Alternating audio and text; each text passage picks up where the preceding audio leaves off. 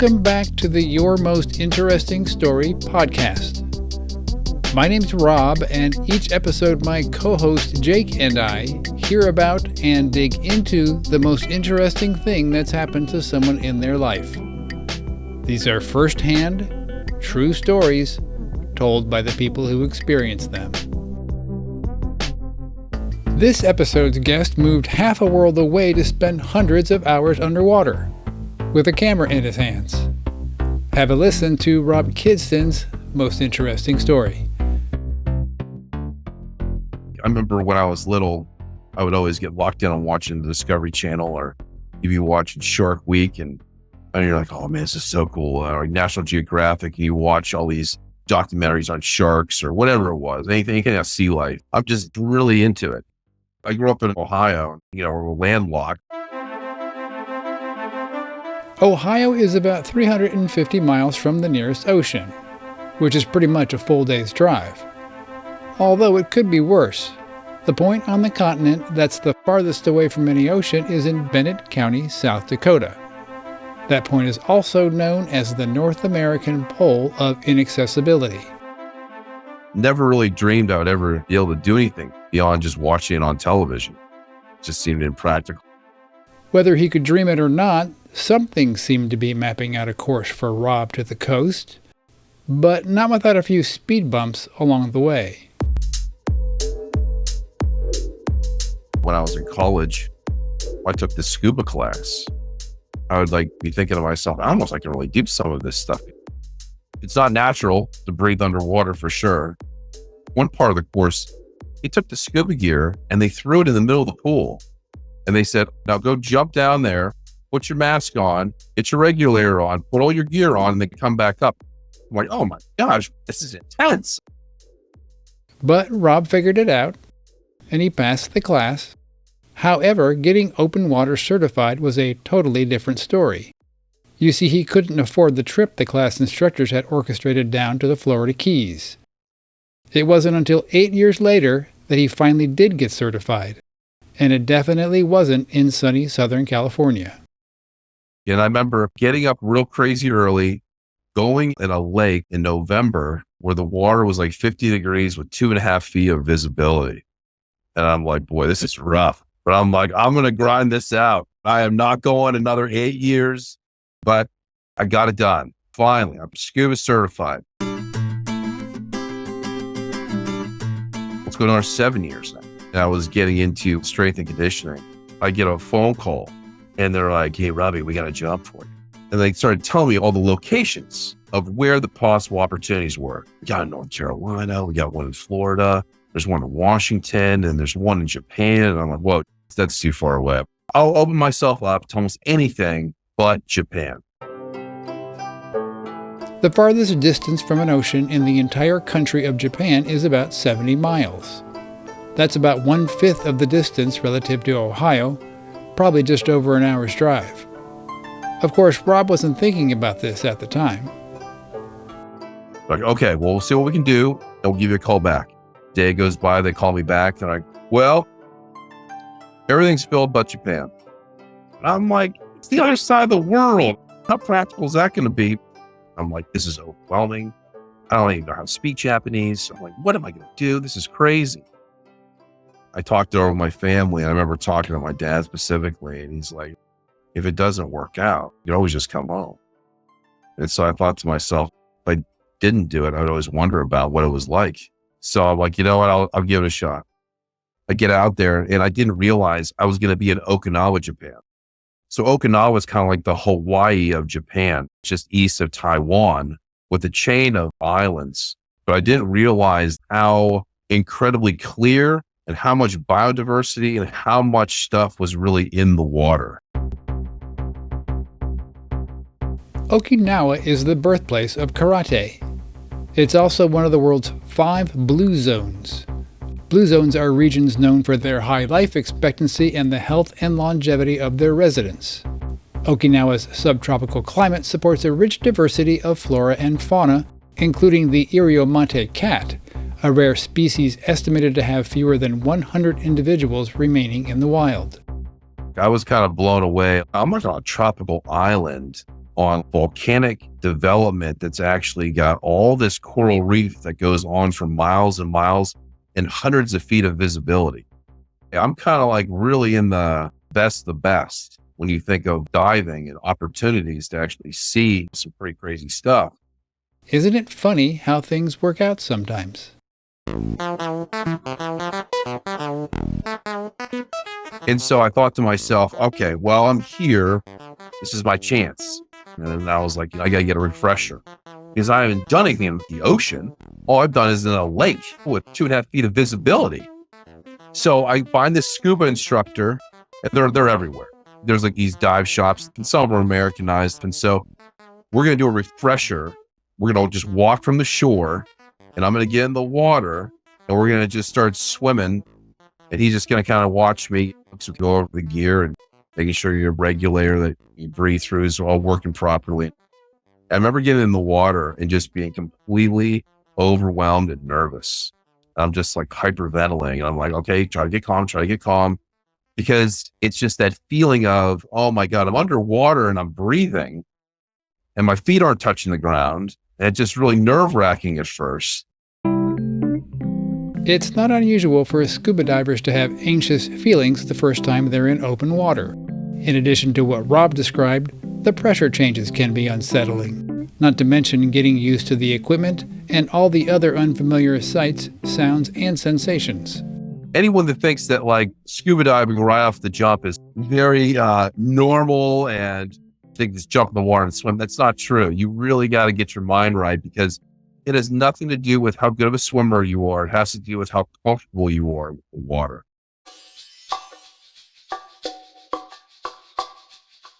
And I just started concentrating on my breathing a little bit, kicking a little bit, and then I just started following him. Just kind of looking at him like, you okay? Well, I'm all right. And then I remember bringing a camera with me, and it was just like a point and shoot camera. But I thought to myself, I'm always going to bring a camera with me when I'm diving. I never want to be in a position where I'm like, oh my gosh, that was amazing, but I never got any video or photos of it. And this is where it all began. Underwater, in the ocean, with a camera. I really didn't know what I was doing. I had a point and shoot camera and had some lights on it. I would keep the lights on at a low setting all the time. Well, probably any animal I could possibly think of doesn't like bright light in their face.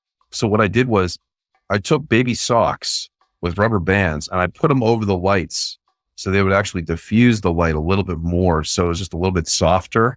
So if I did come up on something, maybe I had an opportunity to maybe just get a little bit of color on them to get a photo or something. I remember I was in the water and I'm just swimming, and along the right-hand side is the shoreline, and the left-hand side, there's always coral reef. And there's this squid, and he's kind of just looking at me, and he's changing colors on one side of his body. And I thought to myself, man, this is kind of a different place. This isn't going to be just a run-of-the-mill lake where you just get in and be like, oh yeah, I saw a fish or two. People where I was working, they were telling me there's a place that's not too far away, Rob, and you can go diving and they'll actually help you find manta rays. And so these manta rays were like probably 15 feet in diameter. I thought at the time I got these amazing photos. Looking back, they aren't that great, but I was thinking to myself, what a great experience to see these giant manta rays in Ishigaki, Japan. The giant manta rays off the coast of Japan are the largest species of manta ray, having wingspans of up to 23 feet. They're often seen visiting cleaning stations, specific spots on reefs where smaller fish remove parasites and dead skin from the mantas. Manta rays are among the most intelligent fish in the ocean, demonstrating problem-solving abilities and even recognizing themselves in mirrors. You'd mentioned getting baby socks to do the light diffusion and that you had like a pretty simple camera. What was your experience with photography up until this point? How did you even know about light diffusion if you weren't super versed in photography stuff? I never really was into photography. I didn't really know how to do anything with it. I had no clue. I was just pointing and shooting. I think my experience with dive cameras was one time I used a disposable underwater camera when I was in Siesta Key, Florida. And there was this area called Point of Rocks. And there was this section where there was a nurse shark and she was laying her little pups in there. These little sharks were all over in the rocks. And I was just thinking, this is the greatest thing ever. I feel like I was Jacques Cousteau.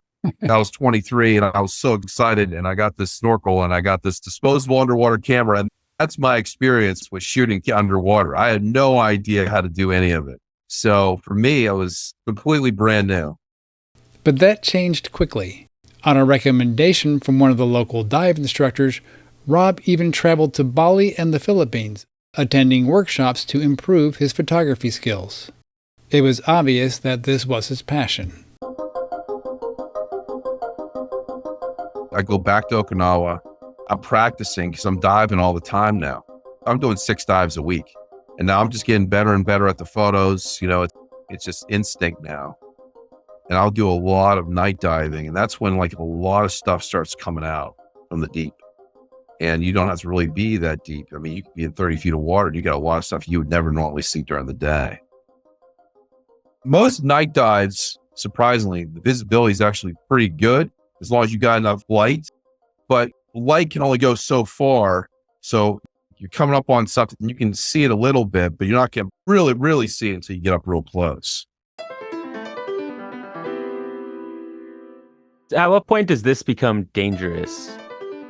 So you got to know what you're swimming with. There's certain things you got to really respect their space. You got to know what you're getting into. Like there's, in July every year, there is blue ring mating season. Blue ring octopus are relatively small. They're only a couple inches long in Japan. And they have these blue rings that are around them. And then when they feel threatened, they'll color up a lot, but they're extremely dangerous because they have a painless bite. If they bite you, you may not feel it. That venom gets in your body. What happens is it shuts down your ventilation system. You don't have the ability to breathe. And so you need to get on a ventilator really quick. And you need to be on a ventilator for at least 24 hours before you can start breathing on your own. And then you're okay. The scariest thing that happened to me with a blue ring was I was in the Philippines and it was like my last dive of the week. And I was with a dive master and everyone else was too tired. They didn't want to go out. The dive master told Rob that if only the two of them went out, they'd have a much better chance at seeing a blue ring. So Rob agreed to go out, and they did find one. But it was a really big one, probably 3 times bigger than what I'm used to in Japan. Blue ring octopuses are one of the most venomous marine animals in the world. Aside from their signature warning display, they're excellent at camouflaging themselves, with the ability to change the color and texture of their skin to blend in. They generally hide in crevices, shells, and rocks during the day, and become more active at night when they hunt for prey. The blue ring octopus has a beak like a parrot's, which it uses to deliver its venom, which is produced by 2 glands located in its mouth. I was able to follow him around for about 45 minutes, just me and the blue ring. It's an incredible experience because a lot of times if you got a couple divers, they're all going to want to just gang up on something really cool. And it's going to be really hard to get good photos because now it's like you're sword fighting, you're trying to get the right space to get the photo, but I didn't have to worry about that. This is when it got real nerve wracking. I'm just making adjustments on my camera and I go then put the light back on and I don't see him. And I'm like, oh my God, is he on me? Is he crawling on my neck? I have no idea where this octopus is. There's like this respect level, you got to keep some distance from it, but you got to get close enough so that it actually can show those rings and those colors. And my dive guy comes over and all he does is he moves the rock, flips it upside down, and he's sitting right there. And I'm like, oh, thank God. He's not on me. He's not underneath my wetsuit or anything like that. That was a little intense for me.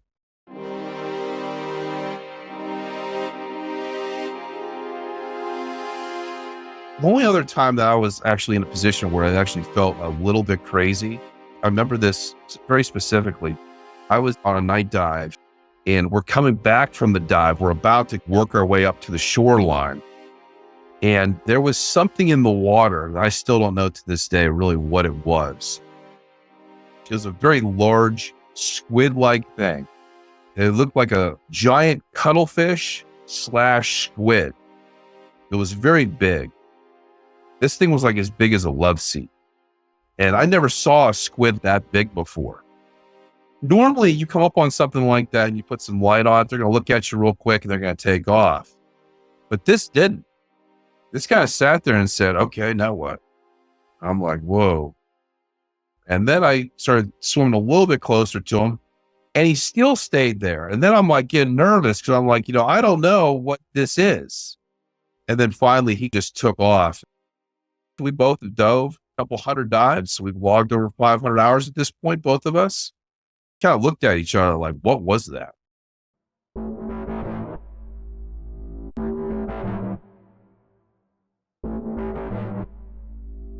You get into like rough dive conditions, that can be a little scary sometimes.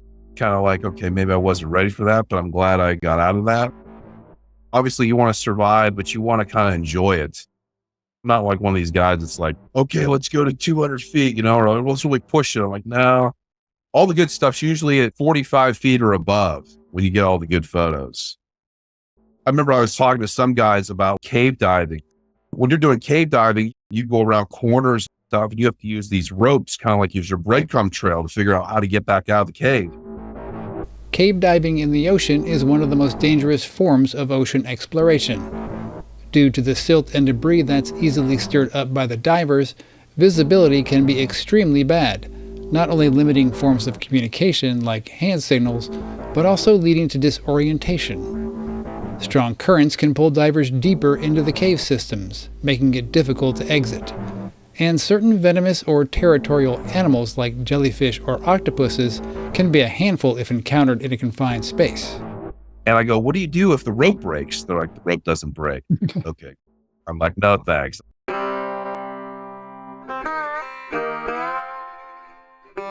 I was on a boat dive. We went down, the current was crazy strong. And I had to use there's like this thing called a muck stick. It's a metal stick. And I stuck it in the sand as hard as I could. And I knew if I let go, I would just take off. And I'm hanging on and I'm trying to get a photo of this Goliath grouper. And this grouper is probably between 500 to 700 pounds. And I'm trying to get on him. And what's crazy is I'm about to take off like a rocket ship because of this current. And this Goliath grouper is just sitting there like it's nothing. This guy was looking at me like, oh, whatever. So you mentioned that you didn't make a habit of doing deep dives, but have you ever went to the deep where it starts getting real dark no matter what time of day and you see goblin sharks or what's the thing with the lantern? Why am I... Anglerfish? Anglerfish and goblin sharks. Have you ever seen those or any other creepy creatures of the deep? Anglerfish are known for their bioluminescent lure, used to attract prey in the darkness of the deep ocean. They're typically found at depths down to 6,500 feet, but some species live even deeper. Anglerfish have an incredibly large mouth relative to their body size, and an elastic stomach, allowing them to swallow prey that is often as large as themselves. Well, I know that those guys, you have to get like a submersible to actually get to that depth. Okay. If you get that deep, I don't think the body can actually support the pressure. The estimated absolute depth limit for a human is around 1,000 meters or 3,200 feet.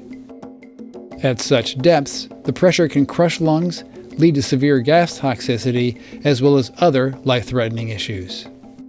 Between going like, let's say 60 feet and 100 feet, just that difference, probably because I haven't been doing that many deep dives, I can actually feel the depth. I can feel the pressure, the weight of the water on you. It's a little bit harder to breathe. I'm not ruling out the potential of something like that coming up at a night dive, but I personally have never seen it.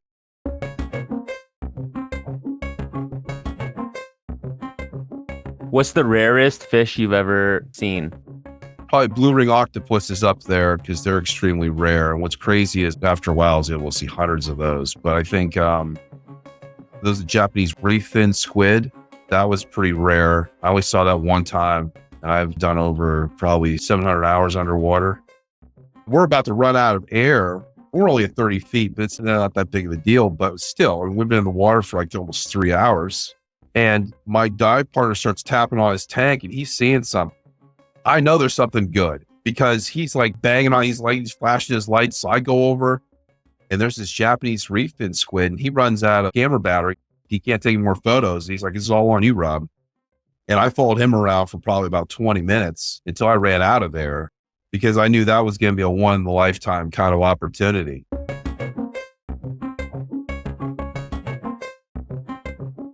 I did great white shark diving in South Australia. That was a really cool experience. We would get in the cage. We would drop the cage down to 80 feet and then the sharks would come right to the cage. And that was really cool.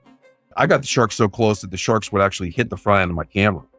And surprisingly, it isn't like Jaws where the shark's trying to like mow down the cage or chew on the metal. It wasn't anything like that. Very peaceful and graceful. Who do you think wins the camouflage competition, cuttlefish or octopus? Oh, octopus by far.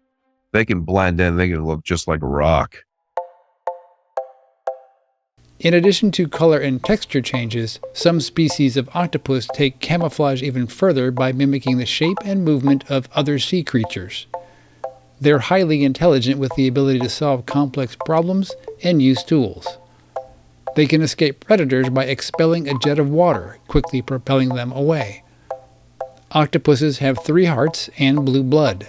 Their regenerative abilities allow them to lose an arm and regrow a fully functional replacement. Cuttlefish, they can do some things. What cuttlefish can do is they can actually put on like an electrical light show. They can start actually changing light sequences in their bodies, start like kind of shimmering and all kinds of stuff. Cuttlefish are cephalopods, just like octopuses and squids. Some species of cuttlefish produce bioluminescent displays, especially those living in deeper waters.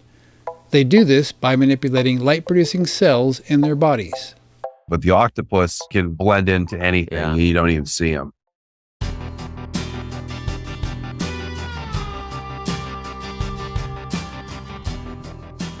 There's times you can get in the water and you're looking down and you're like, whoa, that's crazy clear, and it goes on forever.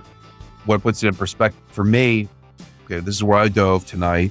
I'll look at a map on where I was, and then I pull that map out even further, and it's like, oh my gosh, I'm not even like a dot, like a micro dot in comparison to what's out there. Below where I was out there in the Pacific, you got the Ryukyu Trench, which is the Japanese trench, which is really, really super deep crevices. Then you got the Mariana Trench below that. The Mariana Trench is the deepest part of the Earth's oceans, located east of the Philippines and south of Japan. It's about 1,500 miles long and 40 miles wide. In square miles, that makes it slightly smaller than the state of Florida, but larger than England. The deepest point reaches a depth of nearly 7 miles. The pressure down there is nearly 8 tons per square inch, or 1,000 times the atmospheric pressure at sea level. Some speculate massive undiscovered species could exist in the trench. In 2016, researchers recorded a strange, eerie sound in the Mariana Trench. It was unlike anything previously recorded in the ocean, adding to the trench's mystery. And so these are like really dark, deep places. You have no idea what's out there. Did you hear any stories about what could be out there? There was a story I did hear about before I got to Japan. I don't know if it's true. There was 2 guys that were ending their dives, and they're on the east side of the island. And the sun was setting a little bit, and it was starting to get a little dark, and they were about to end their dive, and they start hearing scratching. And they're like, what is that noise? And then they kind of went around the side of the rock. There was a giant squid that was scratching his beak against the rocks. And he kind of just paused and looked at them. And all of a sudden, the giant squid just kind of propelled his tentacles really fast and took off and knocked the divers back like 3 feet. But again, it's just a story. There was no video. There's no photos. But it was a cool story that I heard. What might seem like a story to other people was Rom's life for several years in Okinawa, Japan. And although he never saw a giant squid, how many pics do you think you've taken? Probably 90,000. 90,000. Any chance you got one of a giant squid? No giant squid in there. He's bumped into great whites and snuggled with cephalopods. before I left Japan, and I remember my last dive, I went down by myself. Normally, full disclosure, you should be diving by yourself, because you always want a dive partner, but you go to the same places a couple hundred times, and I'm in like 30 feet of water, and I'm just with an octopus. We're just kind of sitting there, and I'm just petting him for like 45 minutes. He's just right next to me, almost like he'd be laying on your pillow. That's how close we were.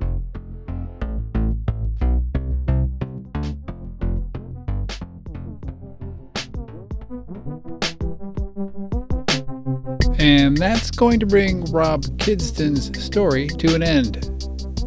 As you heard, Rob is a talented underwater photographer. He has a book called Stories of the Ocean that's available on Amazon. You can also see and purchase his work on his website, and don't forget to check out his YouTube channel. I will put all of this information in this episode's show notes. Your Most Interesting Story is available on all podcast platforms, including YouTube. Remember that you can visit YMIS Podcast on Instagram for pics related to this episode. And we love hearing from you. You can leave a comment on YouTube or Spotify. You can email us at ymispodcast@gmail.com. And you can also text the show. Just use the link in the episode description. It's a one-way text, so we won't be able to respond, but we read these and we love getting them. If you'd like to support us, we also love 5-star reviews on Apple Podcasts, but you can also like, rate, review, share, and or subscribe on any podcast platform you prefer. Or you can buy us a coffee. If you want us to tell your most interesting story, follow the link to our website in our show description.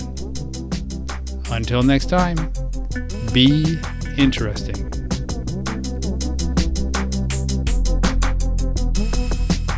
So I kept backing up and he kept walking towards me, and pretty soon he's running at me, and we're like 50 feet where we were. I'm trying to get a photo of him, and he's sitting on top of my camera.